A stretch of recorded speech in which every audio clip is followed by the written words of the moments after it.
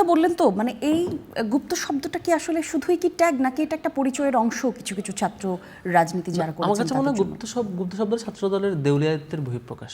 কারণ আপনি যখন ছাত্র শিবিরের বিরোধিতা করবেন, কমপক্ষে 20টা ক্রাইম নিয়ে আসবেন, 20টা ক্যাটাগরির। এই আমি যখন ছাত্রদল নিয়ে বলি, ভাই আপনি আপনার দল তো 5 আগস্টের পর এখন পর্যন্ত 271টা খুন করছে, 81টা ধর্ষণ করছে, আপনার দলের লোকেরা 366টা চাঁদাবাজির কেস করছে পাবলিকলি, 94টা ক্যাম্পাসে হামলা ঘটনা ঘটাইছে। এরকম যখন ধরে যখন বলি, এই মানে প্রত্যেক ক্যাটাগরির ক্রাইম যখন আপনার হাতে পায়, গত এক সপ্তাহে আমি একটু আপনাকে পরে শোনাবো যে কত ক্যাটাগরির এক সপ্তাহে। বিষয়টা হলো, আমি আপনাকে খালি আমি আমার দর্শক ভাইদেরকে হলো একটু ছবি দেখাই। আমি আমার ভাইয়ের এই আলোচনার সময় আমার এক পাঠাইলেন যে আমাদের ভাই এই যে ফরহাদ ভাই আওয়ামী লীগের এক নেতাকে জাস্ট হইলে এই যে ফুল দিয়ে শুভেচ্ছা জানাচ্ছেন। মানে ভাই তখন ছোট ছিলেন, চেহারায় মানে গোফটোফ তখনও হয় নাই, তো ভাই তখন ছোট ছিলেন, ছোট বয়সে মানুষ ভুল করেই। তারপরে আরও কিছু ছবি পাঠাইলো, এখানে হইলো এই যে ডাকসু সদস্য রায়হান উদ্দিন, সে দিছে মিস করছি রাজনীতির আতুরঘরকে, এটা 20 সালের মে মাসের 14 তারিখে। মিস করছি জয় বাংলা স্লোগানকে, মিস করছি মুজিব সৈনিকদের, পৃথিবী সুস্থ হলে আবার দেখা হবে রাজপথে, কথা হবে মিছিলে। সেই জায়গায় আবার ওইখানে স্ট্যাটাসে রিয়্যাক্ট দিয়েছে, লাভ রিয়্যাক্ট দিয়েছে এমডি আবু সাদিক কায়েম আমাদের।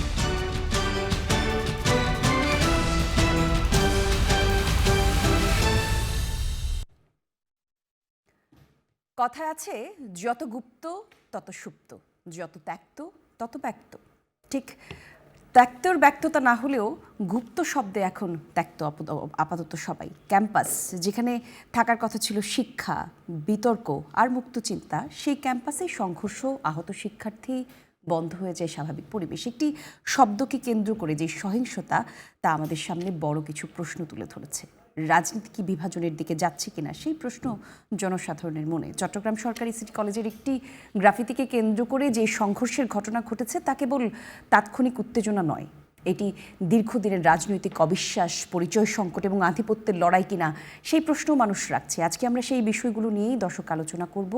গুপ্ত রাজনীতি, বাস্তবতা নাকি রাজনৈতিক ত্যাগ, এই সকল বিষয় নিয়ে নতুন বাংলাদেশে আলোচনা করবার জন্য আমরা দুজন অতিথিকে ডেকেছি। দর্শক, আমাদের সঙ্গে রয়েছেন ডাক্তার তৌহিদুর রহমান আউয়াল, সহসভাপতি জাতীয়তাবাদী ছাত্রদল, এবং সেই সাথে আছেন SM ফরহাদ, সাধারণ সম্পাদক ডাকসু।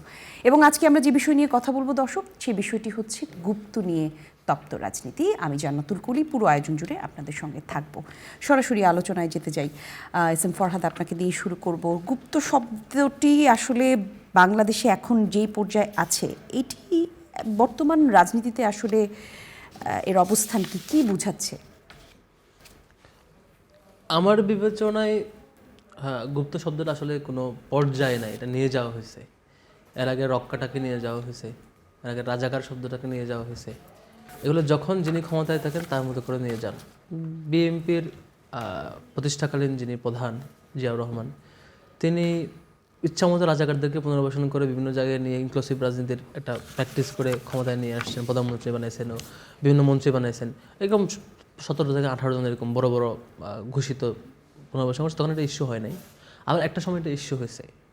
আবার ছাত্রদের তখন ধোঁয়ায় সংঘাত মারামারি করছে, ইস্যু হয় নাই। পরে এক সময় শিবিরকে আবার নানা ট্যাগিং দেওয়া হয়েছে, নানান সময় নানা। এটা এখন ইস্যু কি? ইস্যু হচ্ছে 5 আগস্টের পরে আপনি পরপর ছাত্র সংসদ নির্বাচন দিয়েছেন, 5টা সব ছাত্র সংসদে ছাত্র শিবির জয় হইল এবং ছাত্রদলের বেশ বেহাল দশা গেল। আবার একই সাথে আপনাকে কোর্টকে ইউজ করে নির্বাচন বন্ধ করতে হলো শাকসুতে।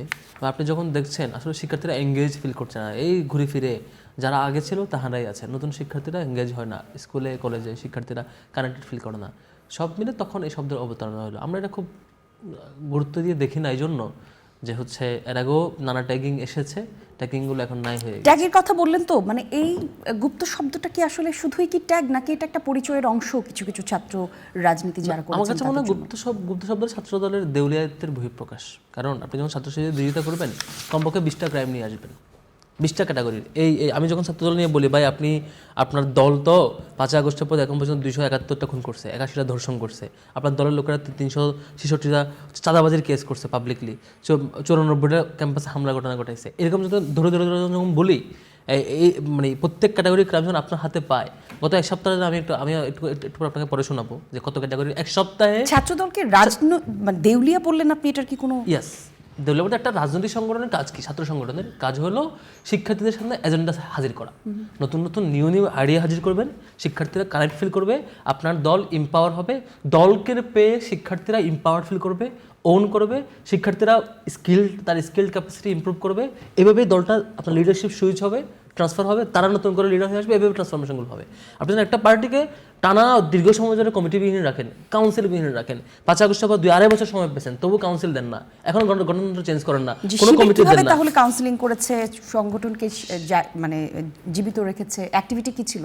ছাত্র শিবির প্রতি বছরই কাউন্সিলিং করেছে, প্রতি বছর কাউন্সিল করেছে। কি ব্যানারে করেছে? ছাত্র শিবির ব্যানারে করেছে প্রত্যেক বছর। যখন ফেস্টিভ্যালের সময় যখন হইতো না, তখন ফেসবুক পেজে দেখতেন, আপনি প্রত্যেক পেজে 31 ডিসেম্বর দেখবেন, 31 ডিসেম্বর অনলাইনে সদস্য সম্মেলন অনুষ্ঠিত হয়েছে, অন্তত সাথে সাথে কমিটি চেঞ্জ হয়েছে, এবং প্রত্যেক বছরের আপনি 31 ডিসেম্বর 2009 থেকে 2024 পর্যন্ত চেক করেন, প্রত্যেক বছরের কমিটি চেঞ্জ হয়েছে, প্রত্যেক বছরের কাউন্সিল হয়েছে, প্রত্যেক বছর দায়িত্ব হ্যান্ডওভার হয়েছে। হয়তো আমাদের অফিস আপনি বন্ধ রেখেছেন, আওয়ামী লীগ সবকটা অফিস বন্ধ রেখেছে, ওয়ার্ড থেকে শুরু করে একদম কেন্দ্রীয় অফিস কিন্তু পর্যন্ত। পথঘাটে কার্যক্রম আমরা তো দেখেছি, ছাত্র দলের নেতাকর্মীদের আমরা আটক হতে দেখেছি, বিভিন্ন কর্মকাণ্ডে দেখেছি। ছাত্র শিবিরকে কি আমরা সেভাবে দেখেছি? হ্যাঁ, আপনি একটু জাস্ট গুম কমিশনের রিপোর্টটা একটু প্রিন্ট দিয়ে দেখবেন, সেখানে দেখলেই হবে।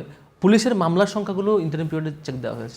একক ছাত্র সংগঠনের হিসাবে সবচাইতে বেশি মামলা খেতে হয়েছে ছাত্র শিবিরকে, সবচাইতে বেশি ক্রসফায়ার নিতে হয়েছে ছাত্র শিবিরকে, সবচাইতে বেশি গুম কমিশনের রিপোর্ট দেন, সবচেয়ে বেশি একক ছাত্র সংগঠন হিসেবে গুমের শিকার হতে হয়েছে ছাত্র শিবিরকে, সবচেয়ে বেশি অফিস বন্ধ ছিল ছাত্র শিবিরের, সবচেয়ে বেশি দায়িত্বশীলকে ক্রসফায়ার দেওয়া হয়েছে, ঘরবাড়ি শেষ পর্যন্ত কিছু জেলা সভাপতি থেকে তো শুধুমাত্র সে জেলা সভাপতি, এই জন্য ঘরবাড়ি পর্যন্ত বুল্ডোজার দিয়ে ভেঙে দেওয়া হয়েছে। ধন্যবাদ আপনাকে এস এম ফরহাদ। আবারও আসবো আপনার কাছে প্রশ্ন নিয়ে। ডক্টর তৌহিদুর রহমান আউয়াল, আমাদের কি জানাবেন দেউলিয়া হতে যাচ্ছে কিনা ছাত্রদল? বললেন আপনার। আসলে ভাইরা হইলো কি, একটা আমি দিয়ে শুরু করি। লাখে লাখে বট আইডি, কাতারে কাতার, জেনুইন কর্মী তাদের 5,500। তো বিষয়টা হইলো যে তাদের bot ID, lakh lakh bot ID, তো সেগুলো আসলে জাতীয় নির্বাচনে ভোট দিতে পারে নাই। তো এজন্য হচ্ছে কি, তারা আসলে ওই মনে করছিল যে তারা ছাত্র সংসদ নির্বাচনের মতো যে কারচুপি করে জাতীয় নির্বাচনে উইন করতে পারবে। তাদের স্বপ্নভঙ্গ হওয়ার কারণে 24-এর গণ অভ্যুত্থানের পরে তারা নিজেদেরকে পাওয়ার পার্টি মনে করতো।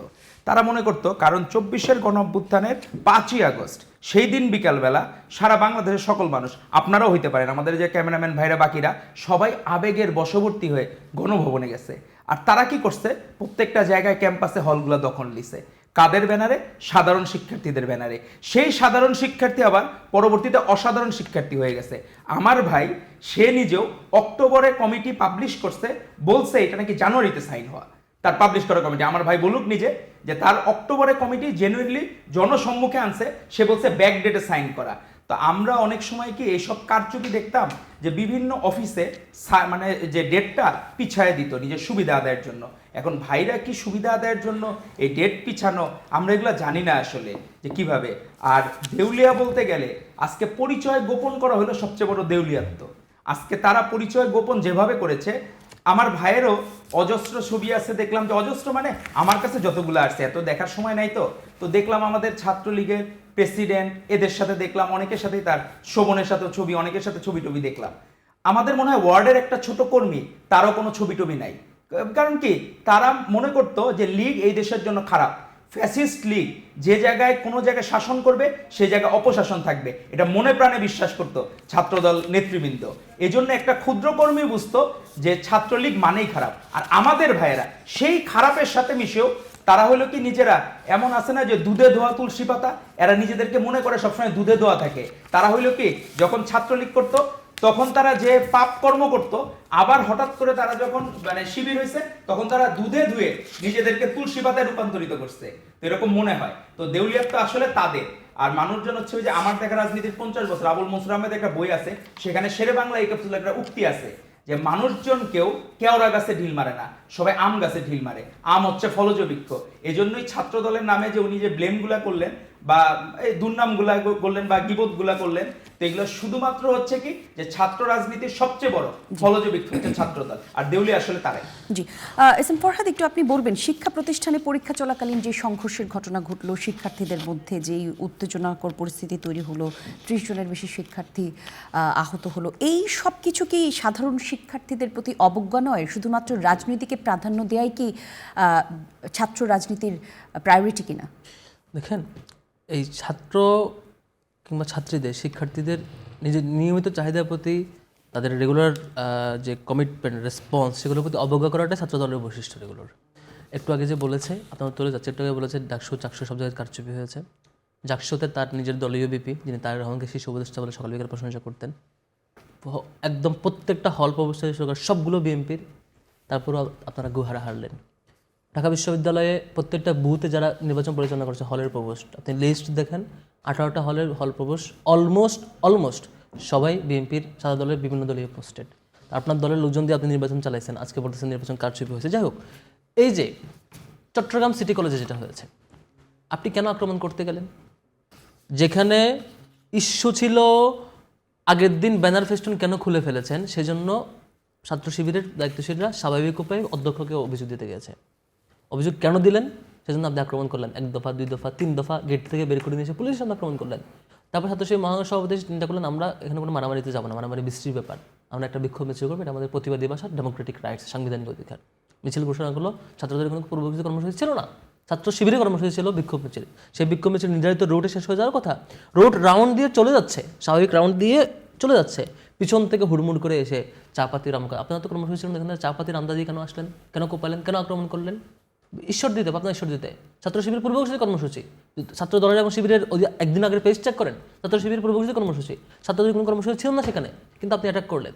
কালকের 23 তারিখের ঢাকা বিশ্ববিদ্যালয়ের ছাত্রলীগ, তথ্য সম্প্রচার মন্ত্রণালয়ের ফ্যাক্ট চেকিং প্রতিষ্ঠান বলছে ছাত্রলীগ কর্তৃক প্রচারিত ফটোকার এটা আব্দুল আল মাহমুদের, সে ফটোকার চাপাই দিলেন তার উপরে, তিনি অস্বীকার করলেন, তিনি বললেন আমার আইডি ফরেন্সিকে দেন, শুনলেন না। এই সংঘর্ষের দায় আসলে কার, ফরহাদ সাহেব বলবেন? এটা একমাত্র ছাত্র দলের, এবং তারা চাচ্ছে শিবির আসো, আমরা মারামারি করি, তোমার উপর চাপাই দিয়া আমি হলটা দখল করি, আবার গণরুম শুরু করি, আবার 90-এর উপরে যেমন করে গেস্ট রুম শুরু করছিলাম সেটা আবার নতুন কালচার শুরু করি, পুরোনো জিনিস ফিরে আনতে চাই, পুরো আগে যেমন অস্ত্র ব্যবহার করছি এখন রান্নাদের তোমাদের কোপাইলাম, পরের বার গুলিয়ে মারবো, এই জিনিসটা হচ্ছে ছাত্র দলের চিন্তা। তৌহিদুর রহমান আউয়াল একটু বলবেন কিনা, ক্ষমতায় যাবার পর বিএনপি ছাত্রদল কি আবার নিজেদের ক্ষমতা ফিরে পেয়েছে, এই জন্য ক্ষমতা দেখাতে চায় কিনা, একটা পাওয়ার প্লে গেম চলছে কিনা? আপনি সারা বাংলাদেশে খোঁজ নিয়ে দেখেন যে guest room, common room culture কোনো জায়গায় শুরু হয়েছে কিনা, বা ছাত্রদল কোনো জায়গায় common room, guest room culture করতেছে কিনা।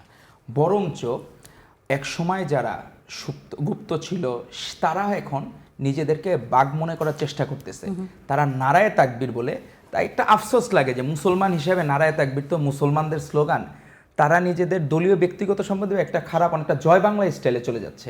আমার কেন জানি মনে হয় নারায়ে তাকবীর শুনলে কয়দিন পরে মানুষজন যেমন জয় বাংলা বললে কেউ তেড়ে আসে, যেমন হলো স্মৃতিসৌধে একজন জয় বাংলা বলে ইয়া দিচ্ছিল, তাকে ধরে নিয়ে গেল, কয়দিন পরে না নারায়ে তাকবীরটা এরকম হয়ে যায়। ঈশ্বর দিতে হামলা করলো সরাসরি, সে জায়গায় আমাদের ছাত্রদলের মানে ছেলেরা বা স্টুডেন্ট একটা জায়গায় বসে, ওই জায়গাটা ভাঙচুর করলো তারা, লাঠি শোষা সশস্ত্র যা যা অস্ত্র আছে এগুলো নিয়ে তারা হামলা করলো। আপনাকে ভিডিও ফুটেজ আছে, আপনাদের নিউজ 24 ভিডিও ফুটেজ আমি দেখছি। তো আমার ভাই হলো আংশিক বলে, পুরাটা বলে না, আমার ভাই হলো তার পক্ষে যেগুলা সেগুলা বলে, কিন্তু বাকিদের পক্ষে বলে না। সে ব্লাইন্ড রোডে চলে, ডাইনে বামে তাকায় না।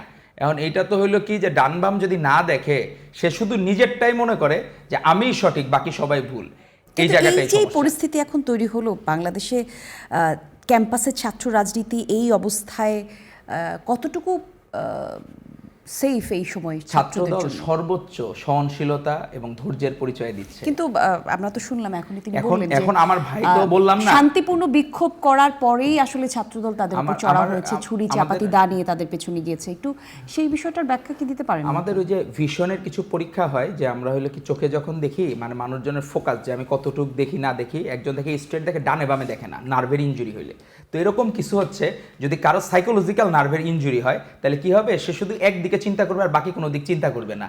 তো আপনার যে জায়গাগুলো বলতেছে সেই জায়গায় আপনি নিউজগুলো দেখলে দেখতে পারেন। আব্দুল্লাহ আল মাহমুদ যে শিক্ষার্থীর কথা ভাই বললেন শাহবাগে, সেটা হলো প্রথমে ওনার আইডি থেকে একটা পোস্ট হওয়ার পরে, তখন যখন সাধারণ শিক্ষার্থীদের মনে ঘা লাগছে, তারা নিজেরা গিয়েছিল ওইখানে থানায় সাধারণ ডায়েরি করার জন্য। সেই জায়গায় যখন আপনার গেল, তারপরে জিনিসগুলো হচ্ছে হাওয়া বদল হইল।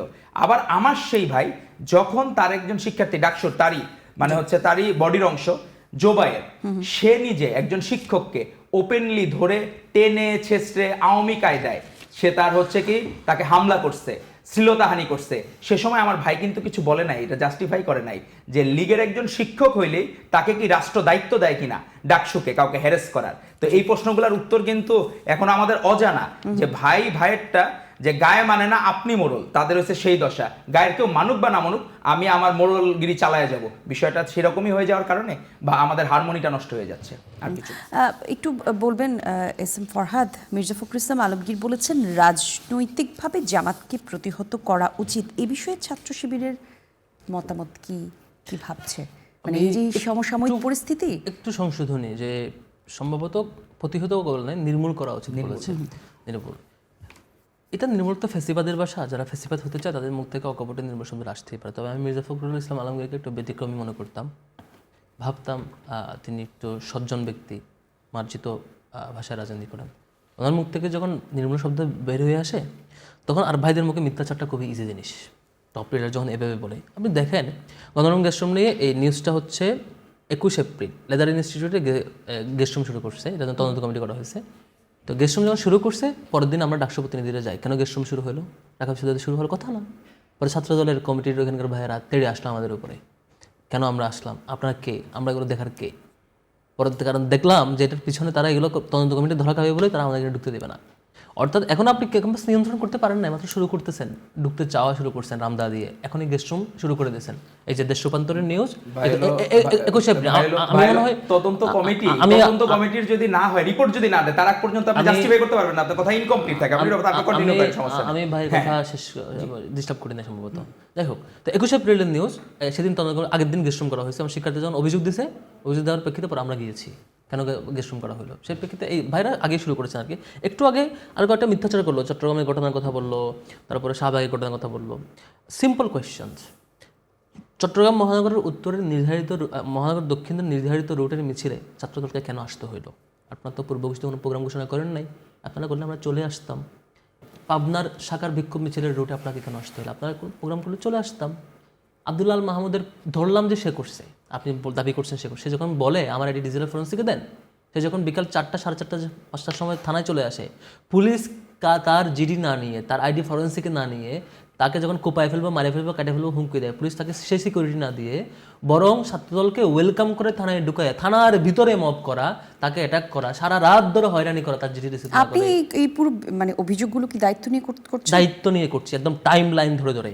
যেমন ধরেন যে চট্টগ্রামের টাইম লাইন ধরে ধরে বলছি, আক্রমণের ঘটনা ঘটেছে বিকেলবেলা, ছাত্রদল আক্রমণ করেছে বিক্ষোভ মিছিল 4টার পরে, আর এই 4টার পরে বিক্ষোভ মিছিলে ওই শহরের ছাত্রদের কোনো কর্মসূচি ছিল না, সব বহিরাগত বিভিন্ন কলেজে নিয়ে এসে ইভেন ছাত্র শিবিরের রুট অলরেডি চেঞ্জ করে ফেলছে, পুরো রুট পার না হয়ে রাউন্ড দিয়ে চলে আসছে সংঘাত জানানোর জন্য, সেখানে আক্রমণ হলো। ধন্যবাদ আপনাকে।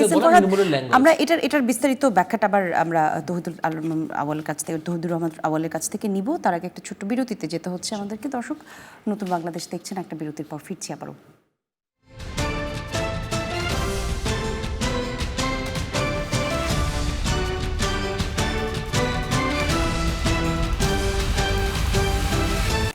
গুপ্ত নিয়ে তপ্ত রাজনীতি, এই বিষয় নিয়ে আলোচনা হচ্ছে। দর্শক, নতুন বাংলাদেশের আয়োজনে আছে, আমাদের সঙ্গে রয়েছেন এস এম ফরহাদ, আছেন ডাক্তার তৌহিদুর রহমান আউয়াল, কথা বলছিলাম তাদের সঙ্গে।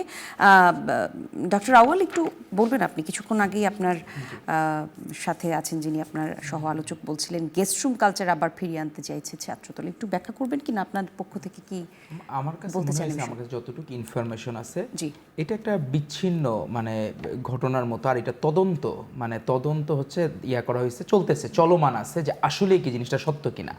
ধরেন আপনি দাবি করতে পারেন ওই সময় তো ওই জায়গায় সিসিটিভি ক্যামেরা দিয়ে যে আসলে ফুটেজে কি আছে না আছে ওটা যদি দেখা যায়, তাহলে তখন আপনার এই ডিসিশন নিতে সুবিধা হবে। আপনি কি জানেন এই বিষয়টি সম্পর্কে? না, এই জায়গাটায় আমার কাছে মনে হয়েছে যেটা বিচ্ছিন্ন। অনেক সময় আছে না যে একটা বড় ভাই ছোট ভাইয়ের সাথে সম্পর্কের গভীরতার কারণে কোনো একটা কিছু তার আলোচনা বা কথার মধ্যে একটা ব্যাপার কথা বলে ফেললো, আমার কাছে মনে হয়েছে তখন সে মানে হার্ট হইলো। আগে এই কথায় কখনো হার্ট হয় নাই, কিন্তু হঠাৎ করে তার মনে হইলো এই কথাটা আমি হার্ট হইলাম, এটাকে আমি গেস্টরুম কালচার মনে করলাম। কিন্তু যে ছাত্রলীগের আমলে যে ভয়াবহ গেস্টরুম কালচার ছিল, ওইটার কখনোই বাংলাদেশে ফেরত আসবে না, আপনাকে এটা অ্যাসিওর করতেছি। কারণ আমাদের প্রধানমন্ত্রী জনাব তারেক রহমান সাধারণ মানুষের কষ্ট হবে দেখে উনি ওনার প্রোটোকলের গাড়ি কমায় ফেলছেন, উনি নিজে খাবারের খরচ কমায় ফেলছেন, এভরিথিং যা যা বাংলাদেশের মানুষ চায়। একটা আমাদের দেশ তো এখনও আমরা স্ট্রাগলিং, আমরা এখনও কিন্তু পুরোপুরি উন্নয়নশীল না। তো আমরা যে দেশের খাতায় নাম লেখাইতে চাই সেখানে উনি ছাড় দিচ্ছেন। আর সেখানে আপনি দেখবেন না অতীতের ন্যায় কোনো শোডাউনের রাজনীতি আছে, অতীতের ন্যায় কোনো সময় আধিক্যতা আছে, কোনো কিছু যে স্লোগান মিছিল এগুলো সব কমিয়ে আনা হচ্ছে। তো সেই জায়গায় গেস্ট রুম কালচার আমি আপনাকে অ্যাসিওর করি, যদি ছাত্র দলের কেউ ন্যূনতম মনে করে যে আমি এই গেস্ট রুম কালচার ফেরত আনতে চাই, তো তার কোনো এগুলা দিবা স্বপ্ন।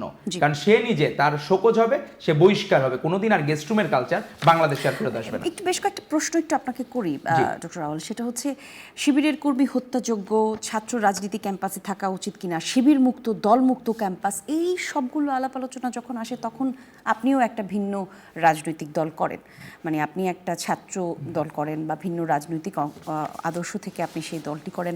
অন্য কেউ ভিন্ন মত রাখলে তাদেরকে এই ধরনের শব্দে জর্জরিত করা বা এরকম প্রশ্নবিদ্ধ করা কতটুকু যুক্তিযুক্ত বলে মনে করেন? হ্যাঁ, বিষয়টা হলো আমি আপনাকে খালি হচ্ছে আমি আমার দর্শক ভাইদেরকে হলো একটু ছবি দেখাই। আমি আমার ভাইয়ের এই আলোচনার সময় আমার এক পাঠাইলেন যে আমাদের ভাই এই যে ফরহাদ ভাই আওয়ামী লীগের এক নেতাকে জাস্ট হইলে এই যে ফুল দিয়ে শুভেচ্ছা জানাচ্ছেন। মানে ভাই তখন ছোট ছিলেন, চেহারায় মানে গোফটোফ তখন হয় নাই, তো ভাই তখন ছোট ছিলেন, ছোট বয়সে মানুষ ভুল করেই। তারপরে আরও কিছু ছবি পাঠাইলো, এখানে হইলো এই যে ডাকসু সদস্য রায়হান উদ্দিন, সে দিছে মিস করছি রাজনীতির আতুরঘরকে, এটা 20 সালের মে মাসের 14 তারিখে, মিস করছি জয় বাংলা স্লোগানকে, মিস করছি মুজিব সৈনিকদের, পৃথিবী সুস্থ হলে আবার দেখা হবে রাজপথে, কথা হবে মিছিলে। সেই জায়গায় আবার ওইখানে স্ট্যাটাসে রিয়্যাক্ট দিয়েছে, লাভ রিয়্যাক্ট দিয়েছে এমডি আবু সাদিক কায়েম আমাদের। তারপরে হচ্ছে আমার ভাইয়ের এখানে ইত্তেফাক নিউজ করছে 23শে সেপ্টেম্বর গণ অভ্যুত্থানের পরে শিবিরের ঢাবি শাখার সেক্রেটারি পদ ছিল ছাত্রলীগেও, অনেক এটাতে ডিবেটেবল ইস্যু এজন্য। তারপর আরেকজন নিউজ করছে এক রুমে 2 বছর থাকলেও শিবির সভাপতির পরিচয় জানতেন না মশিউর, এক রুমে থাকা তার মানে রুমমেট, এবার আরও অনেকগুলো আছে। তো বিষয়গুলো হয়েছে যে এই জায়গা থেকে এই যে রাজনীতির আপনার পলিসি, যদি মনে করেন যে নিজে যে কোনো রূপে নিজের মানুষ গালি দিলেও চর খেয়েও আমি নিজে যদি মনে করি যে আমার হলে রাজত্ব করে থাকতে হবে যে কোনো উপায়, মানে বাই এনি মিনস যে কোনো উপায় আমাকে থাকতে হবে, তো এইখানে হচ্ছে জায়গাটা হয়ে গেছে যে উনি এই জায়গাটায় সব সময় দেখা গেছে হল লাইফে আমার ভাই একদিন হলের বাইরে থাকেন নাই, আমাদের ভাই সাদিক আপনি একদিন হলের বাইরে থাকেন নাই, তাহলে ভাইরা যে এত ত্যাগের স্যাক্রিফাইসের কথা বলেন, তাহলে তারাই ত্যাগটা করলেন কোথায়? ছাত্রলীগ করে ত্যাগ করছেন, মানে কিভাবে ত্যাগটা করছেন? তখনই কনফ্লিক্টটা আসে। আপনি যদি নিজে মানে অনেস্ট থাকতেন তাহলে ইস্যুগুলো আসতো না, ইস্যুগুলো ক্রিয়েট হইতো না। তো যখন এইগুলা মানুষের জনসম্মুখে আসতেছে তখন আর গণ আক্রোশ হচ্ছে তাদের প্রতি, যে তারা এইভাবে মানুষজন নিজের সামান্য সুবিধার জন্য হলে থাকার জন্য মেসে থাকবে না, তারা এজন্য হল লাইফটা লিড করার জন্য তারা নিজেদের চরিত্র নিজেদের দল পাল্টায় ফেললো। আমরা শুনি এসএম ফরহাদের কাছ থেকে শুনি। এসএম ফরহাদ নানা রকম ছবি, উপাত্ত, তথ্য, খবরের রেফারেন্স সহ বেশ কিছু খবর দিল। এই সব কিছুই কি মিথ্যা? মানে আপনার ফেসবুক, আপনার পরিচয়, আপনার এতদিনের বেড়ে ওঠা, ক্যাম্পাসে কিভাবে ছিলেন, কাদের সঙ্গে আপনার বন্ধুত্ব ছিলেন, ফুলের মালা দেওয়া নেওয়া, এই সব সময় কি তারা জানতো আপনারা শিবির, নাকি ছাত্রলীগের সঙ্গে শিবিরেরও একটা সমঝোতা ছিল? আমি ওই প্রশ্ন উত্তরে সেকেন্ড ফেজে যাচ্ছি, নিশ্চয়ই দেবো, যেহেতু এই প্রশ্ন আমি বহুবার দিয়েছি, নতুন কিছু না। প্রথম আসি গুপ্ত রাজনীতির বেলায়। আমরা যখন দেখি জনাব তারেক রহমান বর্তমান বাংলাদেশের প্রধানমন্ত্রী, ওনার তো বড় লোক মানুষ, টাকা পয়সা আছে, পাসপোর্ট পিছা আছে, তিনি পালায় যেতে পারলেন কোথায়? দেশের বাইরে। তারপরে এত বছর পরে আসলেন, ভালো, ওনার সক্ষমতা আছে, গেছে। আমি শেষ করি, আমি এটাকে খুব বাজেভাবে নেব না, তিনি পালায় যেতেই পারেন, আমি পলাতক বলবো না। হ্যাঁ, আবার যুবদল নেতার নয়ন, তার হয়তো এত সক্ষমতা নাই, পাসপোর্ট ভিসা হয়তো রেডি ছিল না চলে যাওয়ার জন্য, তিনি দাড়ি লাগায় মোটামুটি তাবলিগে গিয়ে পালায় মোটামুটি সময় পার করছেন, এটাও ভালো, এটাও আমি খারাপ বলবো না। বিএনপির সাবেক প্রধানমন্ত্রী বেগম জিয়ার রাজনৈতিক উপদেষ্টা হারিস চৌধুরী, তাকে আপনারা নিশ্চয়ই জানেন, ভাইও জানেন, তিনি হঠাৎ হারাই গেলেন 7 সালের পরে, তাকে পাওয়া যাচ্ছে না। সবাই বললো যে তিনি ইন্ডিয়া হয়ে ইয়াতে চলে গেছে, লন্ডনে চলে গেছে, কিন্তু পরে দেখা গেল তিনি যান নাই, তিনি সব কিছু পাল্টে ফেললেন, দেশেই থাকলেন, নাম হয়ে গেল না মাহমুদুর রহমান, থাকলেন পান্থপথে, ওনাকে কেউ চিনলেন না, সব কিছু গোপন করে ডকুমেন্ট চেঞ্জ করে লম্বা সময় পার করলেন। এই যে মানব জমিনের ডকুমেন্ট 4 ডিসেম্বর 2024, সেখানে ডিএনএ রিপোর্ট সহ ওনার মৃত্যুর পরে ডিএনএ রিপোর্টটা পাবলিশ হয়েছে যে মাহমুদুর রহমানেরই এই হারিস চৌধুরী হাইকোর্টের ডিএনএ প্রতিবেদন। পরে এই যে আরও বহু এক্সাম্পল এরকম আছে, তারা হচ্ছে সব কিছু পালায় গিয়ে, নাম পরিচয় পাল্টায় গিয়ে, সব দুনিয়া থেকে বিচ্ছিন্ন হয়ে গিয়ে নীরবে নির্বিড়ি চলে যেতে পারবেন। কেউ পাসপোর্ট নিয়ে পালায় যাবেন, কেউ ড্রেস আপ চেঞ্জ করে তাবলিগে যাবেন, কেউ নাম ঠিকানা পাল্টায় মাহমুদুর রহমান হয়ে যাবেন। এগুলো আমরা তাকে কিছু বলবো না, তারা আমাদেরকে গুপ্ত বলুক, এ বলুক, সে বলুক। এখন আসে আমার ইস্যুতে আমি বহুবার উত্তর দিয়েছি, এটা প্রথম কিছু না। আমি ডিবেটিং ক্লাবের দায়িত্বে ছিলাম, যে সময় ডিবেটিং ক্লাবের সভাপতি ছিলাম, আমার প্রোগ্রামে যখন যারা আসছে এটা ইয়ে করেছি। হ্যাঁ, কিন্তু তারা কি জানতেন আপনি যে শিবিরের সাথে তা সম্পৃক্ত? নিশ্চয়ই জানতেন না। আমি তো বলছি না যে আমি প্রকাশ্যে কাজ করেছি, আমি সংগঠনের কাজ আমি গোপনে করেছি, এটা লুকানো কিছু নাই। আপনার নেতা পালায় যাবে লন্ডনে, আপনার রাজনৈতিক দলের প্রধানের উপদেষ্টা নাম হারিস চৌধুরী থেকে মাহমুদুর রহমান হয়ে যাবে, তাহলে আগে এস এম পালায় যাবে। ফরহাদ তারা যেহেতু জানতো না, আমি আপনি শেষ তখন করি। আপনার রাজনীতিটা কিভাবে করেছেন? আমি 0% কন্ট্রিবিউশন 100% সেলিব্রেশন ওই অবস্থায় আমি শেষ করি। তারপরে এই পদ নিয়ে একটু আলাপ করছে, এটা হাইকোর্টে তারা রিটও করছে, আমার প্রার্থীদের চ্যালেঞ্জ করে টিকে নাই, এটা আমি চ্যালেঞ্জও করছিলাম। তো এখন আমরা দায়িত্ব আমরা কেমন করে করেছি, আমি একটা ছবি দেখাই, হয়তো এত দূর থেকে কাজ না, করবে না। আমি ছোট করে প্রশ্ন করি, আমার তো আসলে প্রোগ্রামের সময় কম, আমি একটু ছোট করে। জি, 20 সেকেন্ড নেব। এই ছবিতে রাকিব ভাই আছে, পাশে শিবিরের সভাপতি মঞ্জু ভাই আছে, সিদ্ধ ভাই তখন সাহিত্য সম্পাদক ছিল, পিছনে আমি ছিলাম। এরকম এর আগের কমিটি যেটা ছিল, এটার সাথে আমি 3-4টা কমপক্ষে মিটিং করেছি।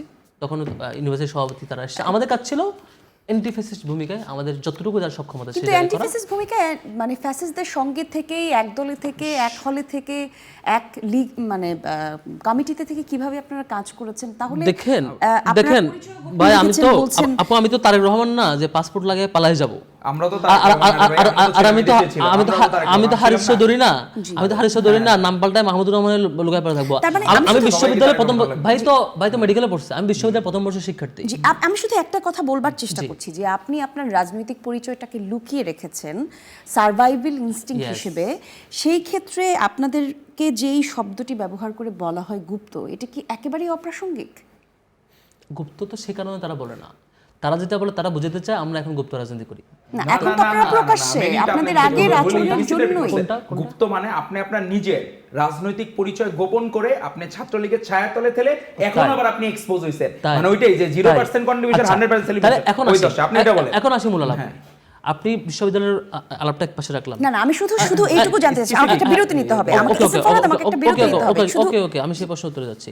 আপনি 22, 23, 18, 19, 20 পুরো সময় জুড়ে দেখবেন আপনি অ্যান্টিফ্যাসিস্ট যত মিছিল, ছাত্রদল দেখবেন ব্যানার কোনো রকম 10-10 জন মিছিল করে শেষ করে দিচ্ছে। আর ছাত্র শিবির দেখবেন 23 সালও দেখবেন, আরে ভাই, ছাত্রলীগের মিছিল করছেন, ছাত্র শিবির মিছিল করছেন, এটা কি আদর্শ নাকি স্ট্যান্ডার্ড? আমরা এক মনে কত মানুষ, আমি আসলে প্রশ্নের উত্তরটা পেলাম না। এস এম ফরহাদ, আমি সরাসরি ছোট একটা প্রশ্নের উত্তর করতে হবে। এই ছাত্র শিবির এই 24 সালের শেষ পর্যন্ত তার মিছিল, সংগ্রাম, লড়াই তার মতো করে জারি রেখেছে। এবং ছোট বিরতি আবার ওই আলোচনায় আসবো।